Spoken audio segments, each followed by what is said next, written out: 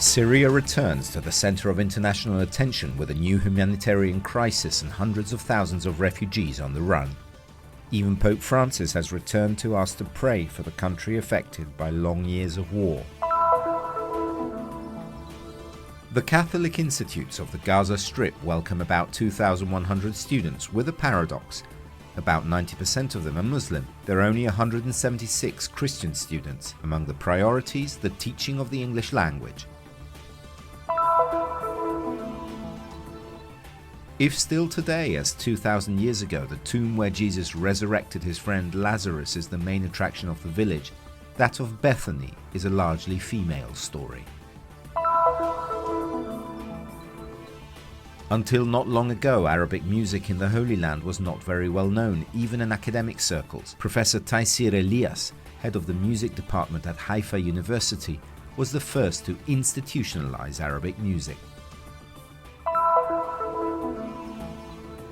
The story of Munir Shaheenm, a visually impaired man from Bethlehem. On the streets, he earns his living guided by faith, determination, and his stick, which helps him find his way.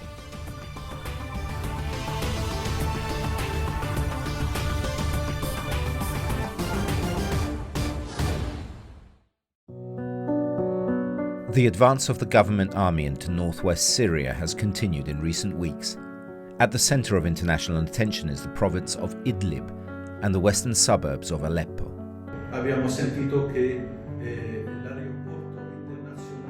We heard that Aleppo International Airport has reopened after being closed for years and years.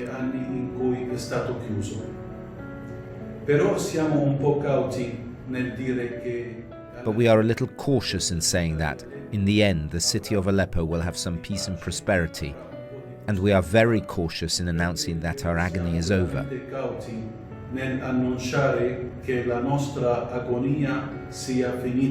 In recent weeks, the UN has denounced the enormous humanitarian crisis caused by the fighting, with hundreds of thousands of refugees fleeing their cities, many of whom are children. And Pope Francis has returned to ask to pray for the beloved and tormented Syria. The suffocation of Aleppo from an economic point of view can still be seen, and there is practically no work for the population.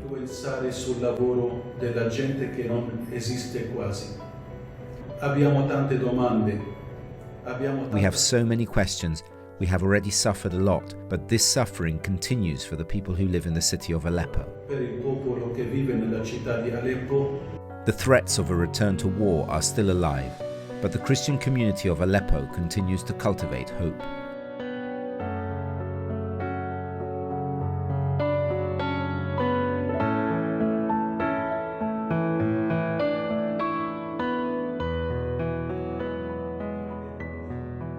In spite of all this, we have so much hope in divine providence which has never abandoned us. We have already announced in advance the journey and the preparation for Holy Lent. May it bring us peace. May our beloved Syria, may our beloved city of Aleppo, may our Christian community, this little flock that has remained, see a little more peace, a little more serenity by the end of this Lent. Veda un po' più di pace, un po' più di serenità.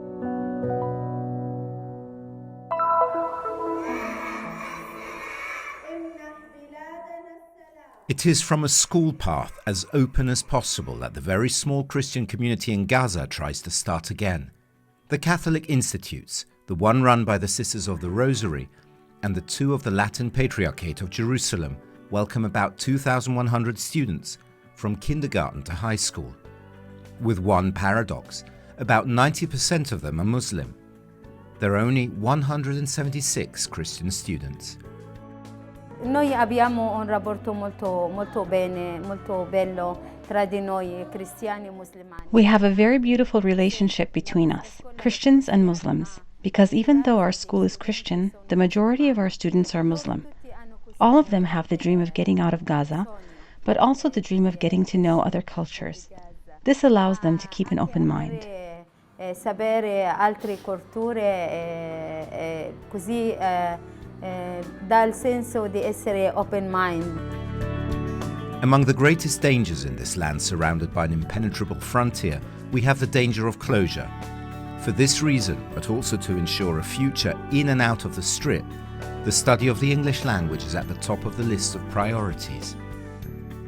A lot of the work that's done here is based on projects. They're usually funded by European or American institutes, so having the English language will help them improve their chances of having a better career. It's the only way that they can get out of this misery, and maybe they can do something great when they come back to their countries. It's not true that they just want to get away from Gaza. Teachers and school heads confirm while showing facilities and activities, because this is their land, the land they love. They're always dreaming of going abroad, studying many things, from becoming doctors to engineers. They want to come back and help build their country. They want to help become successful people and helping others. Hopes and dreams have no limits. People can hope and dream no matter what. So one day these hopes and dreams can become true.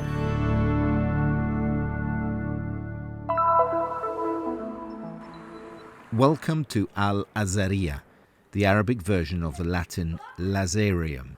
If still today, like 2,000 years ago, the tomb where Jesus resurrected his friend Lazarus is its main attraction, the story of Bethany is a largely female story, because the village of Martha and Mary and the original Byzantine church were enhanced by a queen, Melisende, who found a large Benedictine monastery during the Crusades. The story is told by the recent restoration works. She had a new church built on the Byzantine church, and another church, finally, on the tomb of Lazarus. So let's talk about the third and the fourth churches. Above all, Melisende ordered this great convent to be built. The work of restoration and recovery we are carrying out on the site has the aim of bringing this complex history to the surface. With the Ottoman conquest, the church was transformed into a mosque, and the entrance to the tomb of Lazarus was walled up. The Franciscans were allowed to open another one, the steep staircase that still leads to the tomb of Lazarus. This is certainly a venerated tomb, because it is a tomb on which there have been many interventions over the centuries, which have enhanced it. The miracle of the resurrection of Lazarus is also remembered in the Quran. Explains, beyond the wall, the person in charge of the present-day mosque. The restoration work was coordinated by the association ATS Pro Terra Sancta, which also trained young restorers, all Muslims like the majority of the inhabitants of Bethany. We create a belonging so that they can regain possession of their history, their cultural heritage. The room of the last woman protagonist of the Christian history of Bethany is still being restored. At the end of 1800, the French noblewoman Pauline Nicolai bought the first piece of land, giving it to the Franciscan custody. So the current presence of the Franciscan custody in these places is in any case due, again, to a female figure.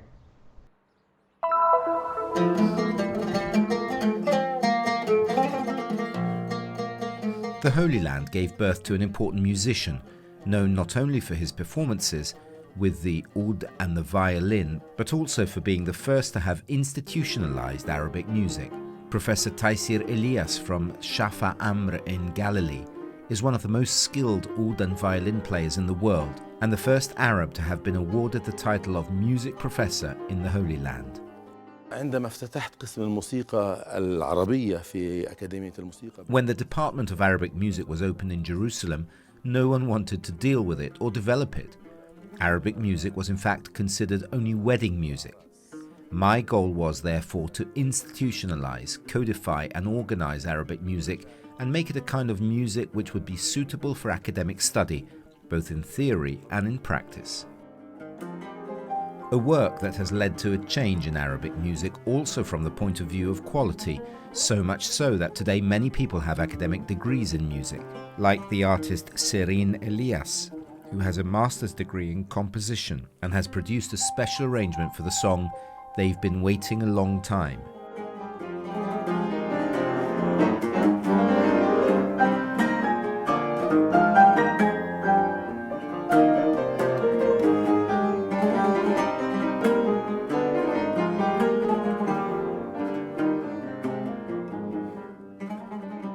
Professor Elias believes that musical talent is a gift from the Lord which must be preserved, but that other gifts can be born from this one. To support this position, in his doctoral thesis, Professor Elias wanted to examine the link between intuitive and unconscious knowledge, and that acquired over time. An entire chapter was dedicated to Professor musician Wadi al-Safi.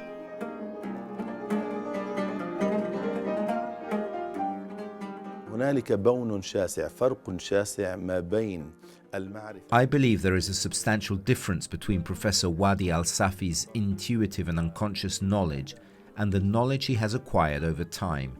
It is clear that his talent is indeed a divine talent. Professor Taysir has distinguished himself in the field of music, and this has allowed him to participate in several shows in the most important international theatres with the most famous artists in the world. He even performed at the White House in the United States. He has received numerous awards, and his name has been included in the Encyclopedia of World Celebrities, as well as in the Encyclopedia of the 2000 Most Important Intellectuals in the World, published by the University of Cambridge in 2004. For Professor Taysir, musicians are responsible for educating their listeners.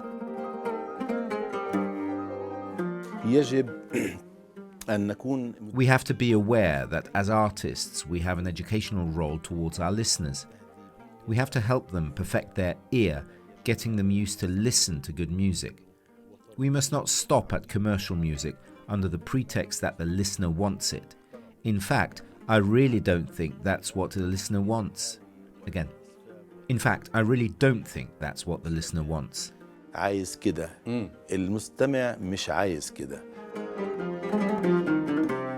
Despite his many awards and academic titles, Professor Elias has nevertheless remained a humble person with great faith, equal only to his great contribution to the institutionalization of Arabic music in the Holy Land.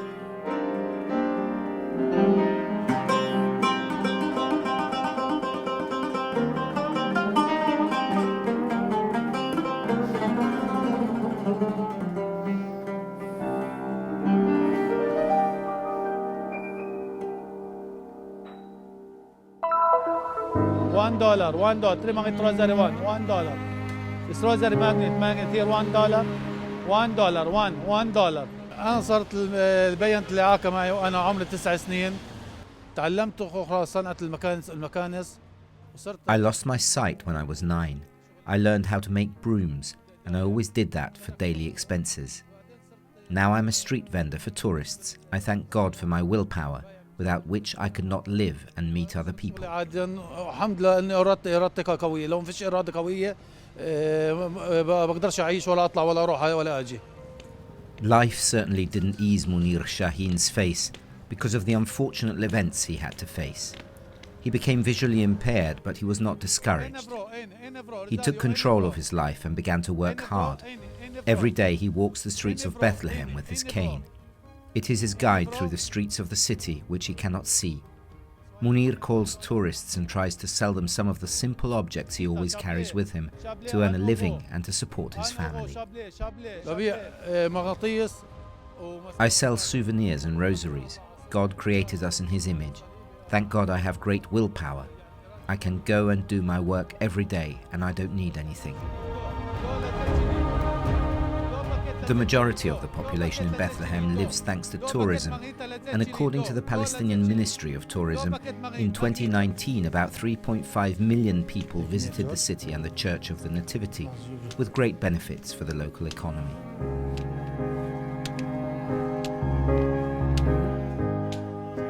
Despite the fact that Munir Shaheen can't sell his products consistently due to the different seasonal flows of tourists, he did not want to emigrate to another country. He tells local Christians to stay in the Holy Land. I told them to stay in their land, not to leave, because there's no better place than Bethlehem. Pilgrims come here from all over the world to visit the Church of the Nativity and the place where our Saviour Jesus Christ was born. Through his faith, Munir Shaheen was able to find light in the darkness. He defeated the adverse events of life through his determination.